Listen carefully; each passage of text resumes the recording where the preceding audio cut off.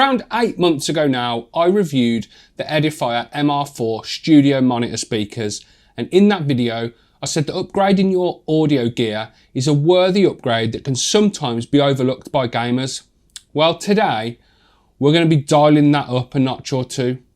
These are the Edifier S1000W Wi-Fi bookshelf speakers, which I've been using for around 6 weeks now. Let's find out if they're any good.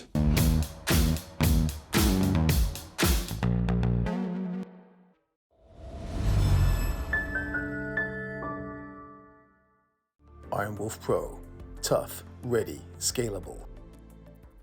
Hi guys, I'm Matt and welcome to my full review of the Edifier S1000W Wi-Fi bookshelf speakers, a pair of affordable but premium Wi-Fi enabled bookshelf speakers from audio specialist Edifier. They currently retail for around 400 quid a pair and are pretty much the same spec as the S1000 Mark IIs with a few added connectivity features. They're packing stuff like high-res audio certification, supporting sample rates up to 24-bit and 192 kHz. They work with Alexa, sorry if that just set your speaker off, Apple AirPlay and Tidal and Spotify Connect. Handling the audio is a pair of 5.5-inch aluminium bass drivers sitting below a pair of 1-inch titanium dome tweeters. They're certainly a very versatile set of speakers with plenty of connectivity options that should have you sorted no matter what you want to connect them to. The design of these speakers is very, very nice in my opinion. Just take a look at them. They're beautiful. The wooden cabinets having a mix of natural and then textured black finishes is the perfect pairing of like modern and retro speaker design in my opinion. The grills are removable, letting you change the look and feel of the S1000Ws. You can have those speaker cones on show if that's your sort of thing. The cabs are angled backwards ever so slightly, which supposedly improves the resonance, which is something I'll talk about, and I'll touch on the sound performance and talk about that more later in the video. Coming back to the design though, these are some pretty hefty speakers, especially when compared to the MR4s that I reviewed a while back.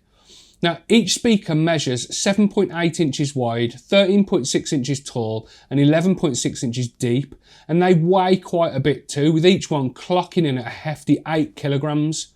That's something to be very mindful of if you plan on sticking them on wall mounts or floor stands.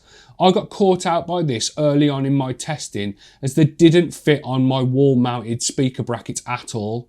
I've since changed my desk and they fit on the speaker shelves on the side of my desk perfectly though. Something I also need to add is that due to the design of the speakers and where I've stuck them relative to my listening position, I added some cheap door wedges just to help with angling them as close to directly at my ears as possible, something that will make a massive difference on any speaker's performance.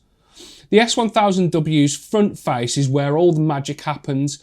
The 5.5-inch bass speaker and 1-inch titanium tweeter are obviously the main focus. Along the bottom, you're going to find an IR receiver for the included remote control and then a little sticker showing that high-res audio certification. The speakers sit on some pretty decent quality feet. They're generously sized and they're really, really sturdy. And speaking of the sturdiness and the quality in general, the build quality on offer from Edifier in the S1000Ws is absolutely top notch. They feel rock solid, and as I mentioned a second ago, they really are quite heavy, like surprisingly heavy when you get them out of the box. Everything feels really nice and really premium. The finishing around the edges is neat and tidy. There aren't any gaps where the differing finishes meet. I couldn't find any blemishes anywhere on the wood. It just all looks and feels like a really, really premium product, as it should, to be fair. If I dig really deep to find something that I'm not happy with, just to give you guys a bit of balance in the review, then I guess it would be the remote control. It's good, but it does feel a bit cheap when compared to the rest of the package. It's got a hollow feeling and it does rattle a bit, but I'm really scraping the barrel there. It works and it does what it's supposed to do. Now, I mentioned the versatility of these speakers at the start of the video, so let's look at that in a bit more detail. I purposely skipped over speaking about the rear of the speakers in the design section earlier in the video, as I was saving it for now. And while the back of the left speaker is relatively plain, only housing a port for connecting it to the right hand speaker, it's this right hand speaker that handles pretty much all of the input options that you could want. Along with power input, power switch and some volume and trim dials, you'll find a pair of line inputs, an optical input, a coaxial input, and that's alongside the Wi-Fi and the Bluetooth connectivity that's baked into these speakers. That's an impressive amount of connectivity options that should cater to all but the most specialist of needs. The line inputs can be switched easily using the remote control, and switching between channels is fast and noise free. There's no clicking or any sound distortion or anything like that when you switch from channel to channel. The inclusion of both optical and coaxial input ports should have most modern devices covered, but this is not something that I have the equipment to test, and using them with my PC I was only needing to use the line input.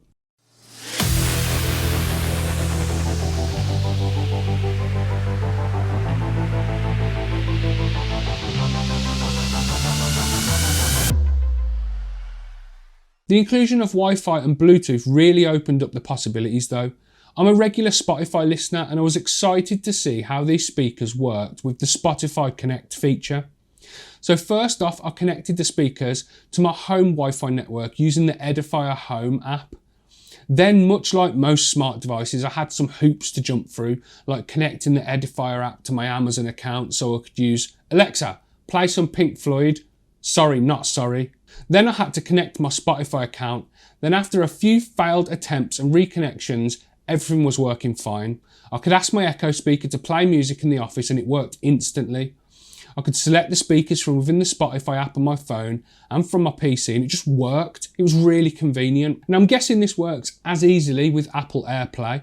I know in Apple it's probably a little bit easier and even more straightforward, but unfortunately I don't use an Apple phone and I don't have an iPad to test that out. Bluetooth works seamlessly when connecting from a mobile device, as was the case with the Edifier WH950MB headphones that I checked out a few weeks ago. You just connect up, play, and away you go. Then of course, if you'd rather not faff around with all the smart home stuff, as it sometimes can be a bit of a pain, like when I ask for some music in the living room and then I hear Alexa tell me that it can't do it, but the message comes out of the speaker that's upstairs in my house, making Alexa sound like she's underwater. Cheers, Amazon. But that's besides the point. If you'd rather not use the smart features, you can use the remote like back in the good old days. And if you want to go really old school, you can use the dials on the back of the right hand speaker. There's a main volume dial which doubles as an input selector when you press it down. And then there are trim dials for adding or removing a bit of bass or a bit of treble. And lastly, before I move on to talk about the performance, let's look at the cables you get included in the box. There's obviously the power cable, then there's a cable for connecting the main right speaker with the left satellite speaker, and that's 5 meters long, which is really good for positioning the speakers evenly in quite large rooms. Then there are 3 input cables included, a 3.5mm to RCA cable, an RCA to RCA cable, and then an optical audio cable. So it's pretty much got you covered for whatever you want to use it for. So then, it's all good having all the bells and whistles and smart features in the world, but it's the sound quality that matters the most in my opinion. And these speakers don't disappoint. First, let's quickly run through the specs. The S1000Ws have a frequency response range of 45 to 40,000 Hz, plenty of room for all the highs and lows you're ever going to need, and the total output wattage is 120 watts. That's 25 watts per tweeter and 35 watts per woofer. Enough power to make these things loud. And the quality of sound that they produce is fantastic. It remains clean and sounds pure, for lack of a better term, even when you crank that volume right up. The bass is rich and smooth and kind of creamy, and the highs are crisp and sparkly. It's a really nice balanced sound. It's hard for me to show you through a YouTube video as the audio gets compressed, and then on top of that, everyone will be listening to this video on a different device. But like I mentioned in my review of the Edifier MR4 studio monitors, it's about the feeling that listening to your favourite music on good quality audio equipment produces. If music and media sounds better, it connects with the listener on levels that you just don't get when listening to the same stuff, like on your phone, for example. And these speakers invoke that feeling. Take the track Comfortably Numb by Pink Floyd, for example. It's one of my favourite tracks of all time. It just hits different when listening on these speakers. The guitars sound like they're singing and the bass just moves me, you feel it. As you can probably tell, I'm quite passionate about music, and the S1000W speakers from Edifier put out sound that connects to that passion. They make music sound great.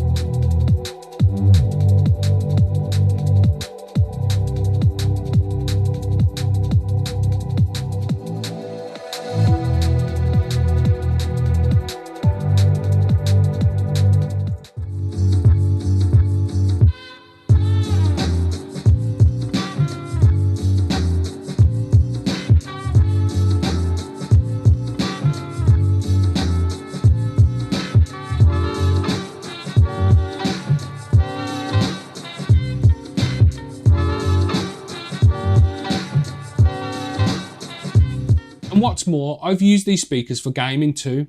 And the game that springs to mind to sounding great through these things is Hogwarts Legacy. It's full of magical little sound effects that just bring the game to life. And these speakers, I think, do the developers justice in delivering an experience that Potter himself would be proud of. Overall then, Edifier have done it again. This is the third product I've reviewed of theirs, and yet again, they've delivered a quality product at an affordable price. And while 400 quid may seem a lot for a pair of speakers, when you look at the features and the performance, it's not too bad at all in my opinion. The build quality is excellent, all of the materials feel premium, and the overall build is solid. They are surprisingly heavy, which is a good thing for a product like this in my opinion. They're reassuringly heavy, a term which I've used in previous videos. The sound quality is very, very good. Listening to music is one of my favourite ways to chill out and relax, and the S1000Ws take that experience up a fair few notches when compared to the MR4s that I reviewed a while back. But then again, they should do, as these things cost about 4 times as much.